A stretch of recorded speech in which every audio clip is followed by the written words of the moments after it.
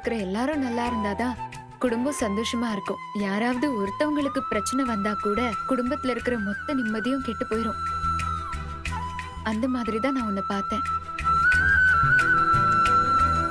கண்ணன் தப்பானவன் கிடையாது, அது எனக்கு நல்லாவே தெரியும். என்னைக்காச்சு கண்ணனை புரிஞ்சுக்கிட்டு நீ சந்தோஷமா வாழ்வாங்கிற நம்பிக்கை எனக்கு இருந்துச்சு. அதை இன்னைக்கு நான் பார்த்துட்டேன். இது போதும் பல்லவி எனக்கு. அக்கா, இனிமே நான் இந்த ஃபேமிலிக்கும் நம்மளோட ஃபேமிலி பிசினஸ் ரெண்டுத்துக்குமே சப்போர்ட்டிவா இருப்பேன்க்கா. உங்க அப்பா பிசினஸ் சொதப்பின மாதிரி எங்க பிசினஸ் எல்லாம் சொதப்பிடாதுமா. பாருங்க அத்தை. டேய் என்னடா என் மருமகள் ஓவரா கிண்டல் பண்ற? அதெல்லாம் அவ டாப்பா வருவா. உனக்கு போட்டியே அவதான் பாரு. அப்படியா?